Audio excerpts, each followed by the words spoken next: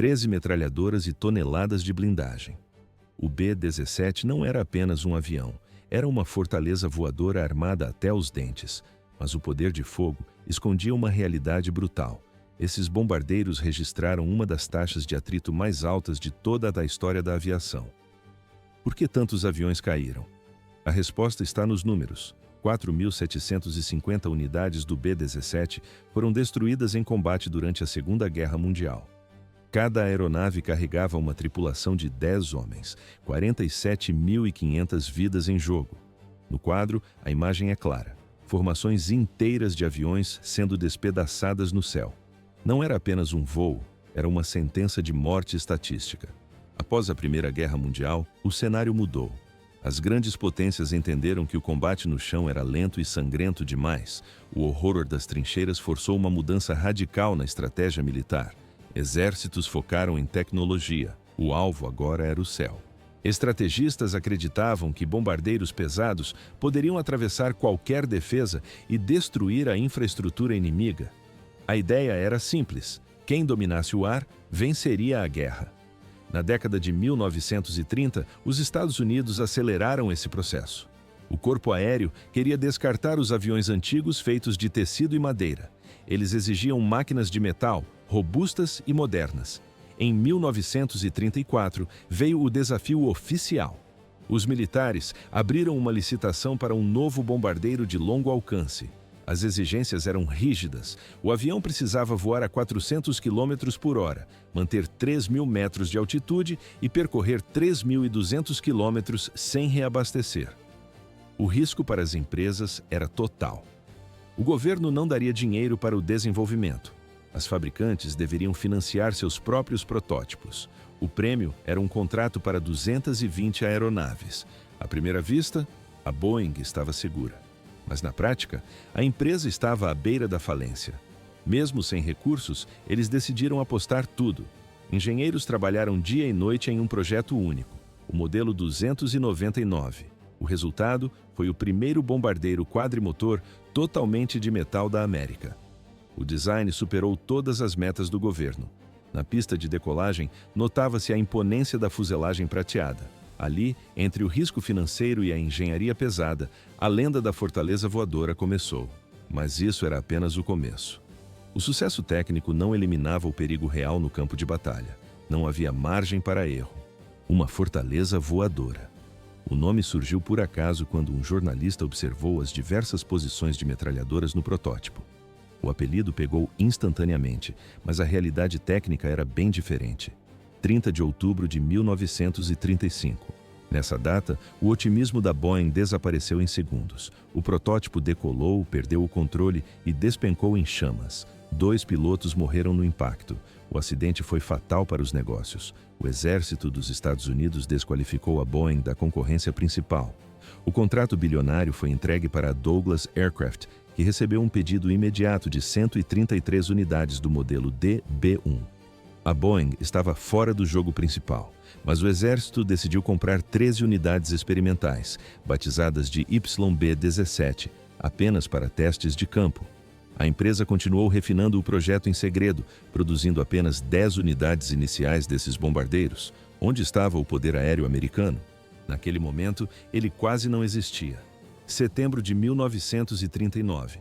A Alemanha invadiu a Polônia e a Europa entrou em colapso. O cenário mudou do dia para a noite. Enquanto o Japão avançava no Pacífico, os Estados Unidos perceberam que precisavam de uma frota de longo alcance urgentemente. A Douglas enfrentava problemas graves de produção. Seus bombardeiros eram lentos e carregavam pouca carga. O B-17 da Boeing era o único bombardeiro pesado operacional disponível, mas havia um problema de escala. No quadro, apenas 30 aviões prontos para o combate. Sem outras opções, o governo abriu os cofres. A Boeing recebeu verba ilimitada para acelerar a produção o mais rápido possível. Engenheiros trabalhavam em turnos duplos, adicionando torres de metralhadoras e reforçando a fuselagem para a guerra que se aproximava. 20 dessas unidades foram enviadas para a Força Aérea Real Britânica. Mas a má sorte continuava perseguindo o projeto. Durante o translado, uma falha de energia fez um dos aviões cair no oceano. Todos a bordo morreram. À primeira vista, o avião parecia imbatível. Mas na prática, ele era uma armadilha de metal. O primeiro teste real de combate foi um desastre absoluto. Um grupo de B-17S britânicos decolou para bombardear um centro de construção naval na Alemanha. O plano era voar alto para escapar das defesas, mas o frio extremo foi o inimigo principal. Ouve-se o silêncio das armas travadas. A grande altitude, o óleo das metralhadoras congelou e os mecanismos pararam de funcionar. Sem defesa, os bombardeiros viraram alvos fáceis. As bombas caíram a quilômetros de distância do alvo. Na filmagem da época, nota-se o ponto cego. Essas versões iniciais não tinham artilheiro de cauda. O armamento era composto por metralhadoras leves de calibre 30, incapazes de deter os caças alemães. Eles enfrentaram a Luftwaffe. Naquele momento, os pilotos alemães eram os mais experientes do planeta. O resultado foi uma carnificina nos céus. As primeiras versões não tinham blindagem nos pontos críticos. Fragmentos de artilharia antiaérea rasgavam o alumínio da fuselagem como se fosse papel. Sem proteção, as linhas de combustível e óleo eram cortadas em segundos. A câmera registra tripulantes sendo atingidos por estilhaços dentro de uma cabine sem nenhum reforço. As missões diurnas se tornaram suicidas. Táticas fracas, falta de experiência e falhas graves de design dizimaram as primeiras unidades. Os aliados estavam aprendendo a guerra aérea da maneira mais brutal possível. Cada erro custava dezenas de vidas em cada missão. E o pior ainda estava por vir. Os britânicos retiraram o B-17 de serviço na Europa por causa do baixo desempenho inicial. Enquanto isso, os americanos enviaram as unidades para o Pacífico. As tensões com o Japão aumentavam a cada dia. No ataque a Pearl Harbor, 12 bombardeiros B-17 foram destruídos antes mesmo de decolarem. Nessa fase, o B-17 realizava missões de reconhecimento sobre o oceano. Pouco depois, despejou suas primeiras bombas contra um comboio naval japonês. Mas o teste real da Fortaleza Volante seria no céu europeu. Ali, as missões se tornariam as mais letais da história da aviação. Por que a estratégia mudou? Os aliados perceberam que precisavam paralisar as fábricas e a infraestrutura alemã. Para isso, os Estados Unidos criaram a 8ª Força Aérea na Inglaterra. Eles se uniram à Força Aérea Real Britânica para uma campanha de bombardeio conjunta. O plano era simples e perigoso: cruzar o Canal da Mancha, invadir a Europa ocupada e destruir alvos estratégicos. Refinarias de petróleo, estaleiros de submarinos e fábricas de aeronaves eram as prioridades. O objetivo era travar a máquina de guerra alemã. Mas os ataques foram além de alvos militares. Eles iniciaram o chamado bombardeio de terror. Isso significava atacar cidades e centros civis diretamente. A intenção era espalhar o pânico na população e quebrar a vontade de lutar. Acreditavam que bombardear a Alemanha até a submissão forçaria uma rendição incondicional mais rápida. Os alemães reagiram com força total. Os britânicos aprenderam cedo que bombardear durante o dia era um suicídio. Os caças inimigos não davam trégua. Por isso, a Força Aérea Real mudou para ataques noturnos. Eles sacrificaram a precisão para diminuir as perdas causadas pelo fogo antiaéreo e pelos caças. Os americanos mantiveram o plano de ataque diurno. Eles confiavam em formações fechadas e em metralhadoras calibre .50 apontadas para todas as direções. Acreditavam que o poder de fogo conjunto protegeria o grupo. Para a mira, usavam o dispositivo Norden, um segredo militar absoluto na época. O visor Norden era uma tecnologia de ponta para calcular a queda das bombas. Durante o trajeto final, o bombardeador assumia o controle do avião através de um sistema rudimentar de piloto automático. No quadro de análise, a realidade era frustrante. Estima-se que, no início da guerra, 80% das bombas erravam o alvo. O clima e a fumaça de combate anulavam a tecnologia. Na teoria, os aliados bombardeavam a Alemanha 24 horas por dia. Na prática, o custo humano era insuportável. As primeiras missões diurnas sofreram perdas tão catastróficas que o comando pensou em cancelar tudo. Quase todas as aeronaves voltavam com marcas de estilhaços ou não voltavam. Por que tantas tripulações de B-17 eram abatidas? Não havia margem para erro. 26 mil homens. Esse foi o número de tripulantes da 8ª Força Aérea que não voltaram para casa. Por que o B-17 se tornou uma armadilha mortal? A resposta está em 3 fatos sombrios. 2 deles envolvem diretamente a evolução da defesa alemã. O primeiro ponto: a falta de escolta. No início, o plano era simples e perigoso. Os B-17 voariam sozinhos. Os caças da época não tinham tanques de combustível suficientes para cruzar a fronteira da Alemanha e retornar. Na prática, os caças de proteção acompanhavam os bombardeiros apenas até certo ponto. Depois, atingiam o limite de alcance e faziam a curva de volta. Os bombardeiros ficavam isolados. No fundo do território inimigo, eles eram alvos fáceis. Caças de escolta de longo alcance surgiram depois, mas o preço em vidas já era catastrófico. A reação alemã foi brutal e rápida. Eles não apenas voavam, eles adaptavam a tecnologia para destruir metal pesado. Os caças alemães receberam blindagem extra e canhões mais pesados. As táticas mudaram.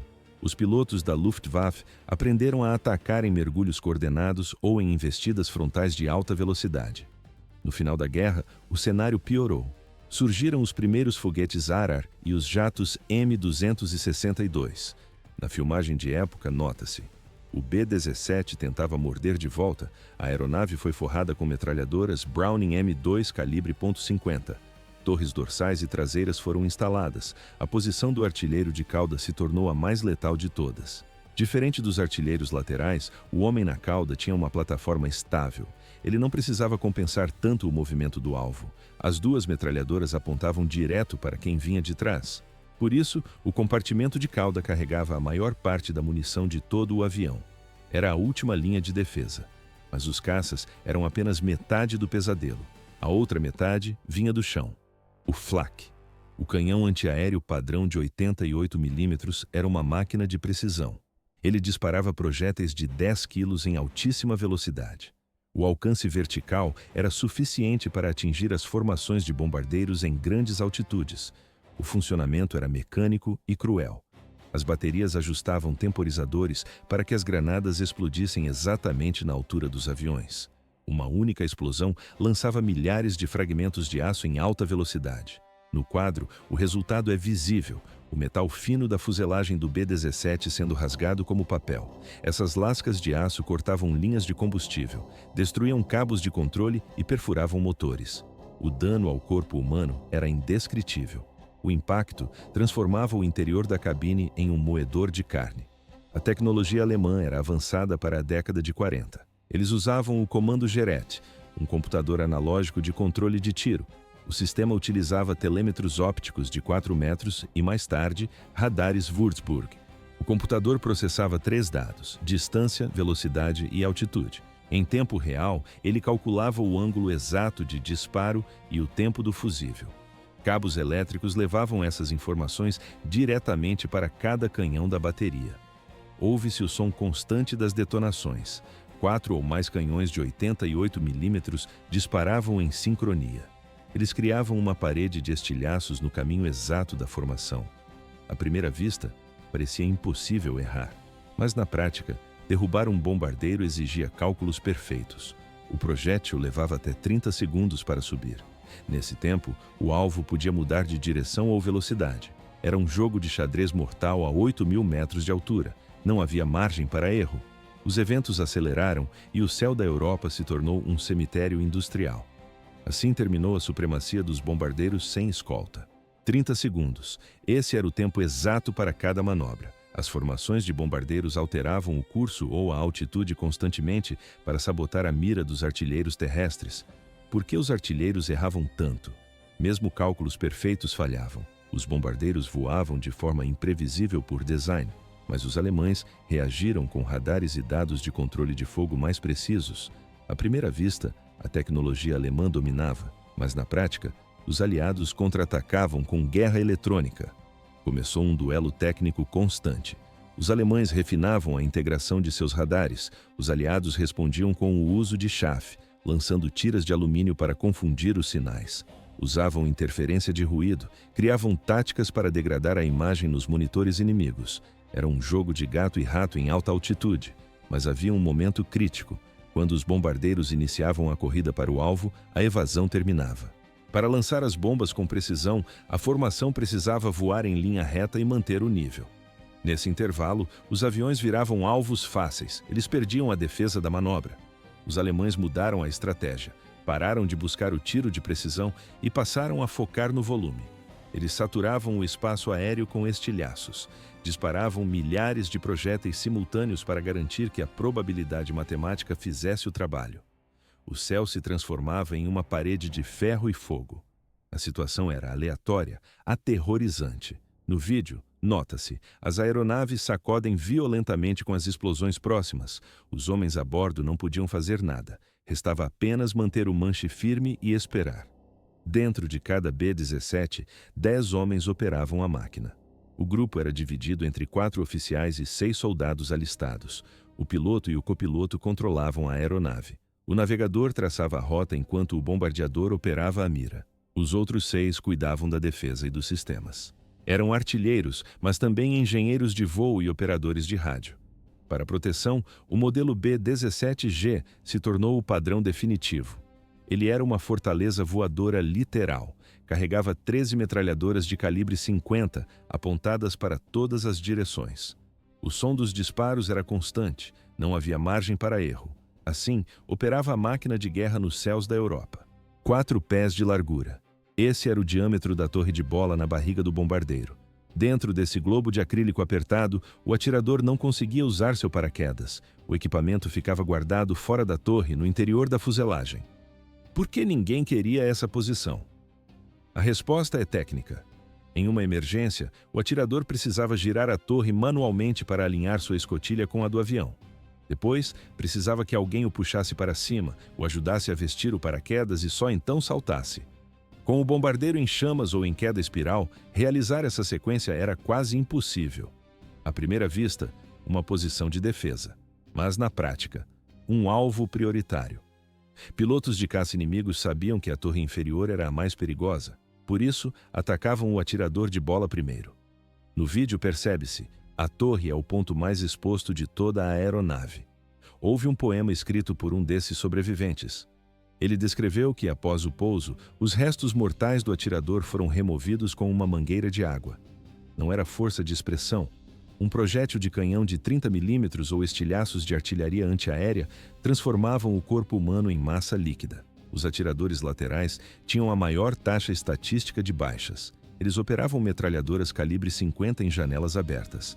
Entre o soldado e os projéteis inimigos havia apenas o vento congelante. Modelos posteriores ganharam janelas de acrílico, mas o conforto era mínimo. 25 mil pés de altitude. Nessa altura, o ar é tão rarefeito que o oxigênio desaparece. Se a máscara falhasse, o tripulante desmaiava em menos de 60 segundos. As cabines não eram pressurizadas. O frio chegava a 60 graus negativos. Para sobreviver ao gelo, usavam trajes elétricos pesados. O sistema era instável, ou parava de funcionar ou aquecia demais, causando queimaduras. Tocar no metal da aeronave sem luvas significava perder a pele instantaneamente. O metal congelado agia como uma navalha. Ouve-se o som constante dos motores, mas o perigo é silencioso. Se o sistema principal de oxigênio falhasse, eles usavam cilindros portáteis. Essas garrafas pequenas garantiam apenas o tempo necessário para descer a uma altitude respirável. Caso contrário, a morte por hipóxia era certa. Saltar de paraquedas não garantia a vida. Apenas 1 em cada 4 tripulantes que abandonavam o B-17 em território inimigo sobrevivia até o fim da guerra. A maioria morria na queda ou era executada no solo. Os sobreviventes acabavam em campos de prisioneiros. As rotas de fuga eram limitadas. Havia a escotilha do nariz, as portas do compartimento de bombas e a saída traseira.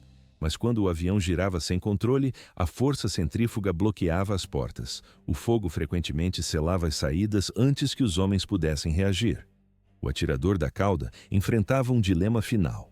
Seu paraquedas ficava pendurado na parede da fuselagem, atrás dele. Se o fogo atingisse a cauda ou o avião entrasse em parafuso, alcançar aquele equipamento era uma tarefa suicida. Não havia caminho de volta. Sobreviver era quase impossível. Muitos homens saltavam sem paraquedas. O equipamento era destruído por disparos ou ficava inacessível quando a força da explosão os lançava para fora do bombardeiro. Havia também uma escolha desesperada. Alguns tripulantes preferiam pular no vazio sem nada. Para eles, a morte no impacto era melhor do que ser queimado vivo dentro da fuselagem em chamas. O ritmo de perdas era insustentável. Houve semanas tão brutais que os aviadores as batizaram com nomes próprios. A mais infame ocorreu em fevereiro de 1944. ficou conhecida como a Semana Grande. Em apenas 7 dias, 244 bombardeiros foram abatidos, 33 caças de escolta também caíram. O saldo humano foi devastador: 2.600 homens mortos, feridos ou capturados em uma única semana. Por que continuar com os ataques? Parecia um suicídio coletivo, mas o comando aliado tinha um objetivo claro. Essas incursões eram essenciais para destruir a Luftwaffe e garantir o controle dos céus da Europa. As bombas atingiram o ponto vital do Terceiro Reich: o combustível. Sem gasolina, o exército alemão paralisou em todas as frentes. Na filmagem de época, nota-se o resultado: tanques alemães abandonados nas estradas. As próprias tripulações alemãs explodiam seus tanques. Sem combustível e sem peças de reposição, as máquinas viravam sucatas de aço. Estima-se que a campanha de bombardeio encurtou a guerra em 1 ano, mas o preço foi pesado. Centenas de milhares de civis morreram no solo. Nas nuvens, dezenas de milhares de aviadores nunca voltaram para casa. Além do inimigo, havia outro perigo mortal: voar em formação. Os pilotos afirmavam que a parte mais difícil da missão era o agrupamento inicial. A logística era frenética. Os aviões decolavam da pista em intervalos de 30 segundos, um após o outro. Enquanto o primeiro tentava ganhar altitude, o segundo já acelerava no asfalto. 18 aviões precisavam se alinhar em um formato de V. Depois, esse número subiu para 36 bombardeiros. Tudo isso acontecia sob o clima péssimo da Inglaterra, entre neblina espessa e nuvens baixas. O desastre era frequente. Aviões colidiam no meio das nuvens. Pilotos jovens e sem experiência não conseguiam manter a distância correta. O treinamento era um campo de extermínio silencioso. Apenas em solo americano, 5.000 tripulantes de B-17 morreram em acidentes de treino. Eles nem sequer chegaram às bases na Inglaterra. Morreram antes de ver o primeiro combate. À primeira vista, a formação parecia um risco de colisão, mas na prática era a única defesa real contra os canhões alemães. Metade de todos os B-17 abatidos tinham algo em comum: eles estavam sozinhos. Estudos do pós-guerra confirmaram o padrão: sair da formação era uma sentença de morte. Por que eles se separavam? Às vezes, o pânico quebrava a disciplina sob fogo pesado, mas, na maioria das vezes, a mecânica falhava ou o fogo antiaéreo estilhaçava o grupo. Um bombardeiro danificado perdia velocidade e ficava para trás. O isolamento o tornava um alvo fácil. Voar colado era a única defesa. A formação criava uma rede de metralhadoras que se sobrepunham. Mas essa tática tinha um custo alto. Uma única explosão de flak podia atingir 3 aviões de uma vez. Ou pior, um B-17 atingido perdia o controle e colidia com o companheiro ao lado. O fogo amigo era uma ameaça constante. Durante ataques caóticos, centenas de armas disparavam simultaneamente contra caças alemães. No vídeo, nota-se, o céu ficava saturado de metal. O B-17 possuía travas de segurança para evitar disparos contra a própria fuselagem. Na prática, isso falhava. Com aviões por todos os lados, os artilheiros atiravam cruzado, atingindo os bombardeiros vizinhos. As travas mecânicas quebravam com a vibração. Em meio ao combate, o artilheiro acabava perfurando a própria asa por acidente. Era o caos absoluto. Manter o controle nessas condições beirava o impossível. Depois, o perigo subiu de nível. Começaram as missões diurnas sobre Berlim. A capital nazista era o lugar mais protegido do planeta. O território era cercado por cinturões de artilharia antiaérea e torres de concreto maciço. Essas torres suportavam impactos diretos de bombas de 500 quilos sem rachar. 6 de março de 1944. Esse foi o dia do primeiro grande ataque diurno. O saldo foi brutal: 69 bombardeiros abatidos em 24 horas. Foi a maior perda sofrida pela 8ª Força Aérea em toda a sua história. Mas o revide foi proporcional. Os artilheiros derrubaram 160 caças alemães e transformaram Berlim em uma fogueira gigante. Nos anos finais, a Luftwaffe chegou ao limite. Pilotos alemães formaram unidades de abalroamento. Sem munição, a ordem era simples: colidir o próprio avião contra o B-17. Era uma tática kamikaze em solo europeu. Várias dessas colisões suicidas ocorreram nos meses finais. A Alemanha estava desmoronando e a única estratégia restante era o desespero. Houve-se o impacto do metal contra o metal no ar.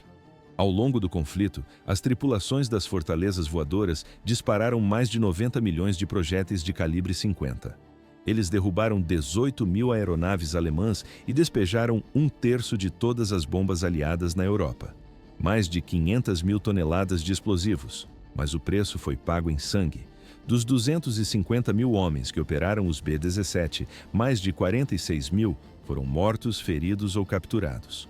Poucas funções na história militar foram tão letais. Assim terminou a contagem.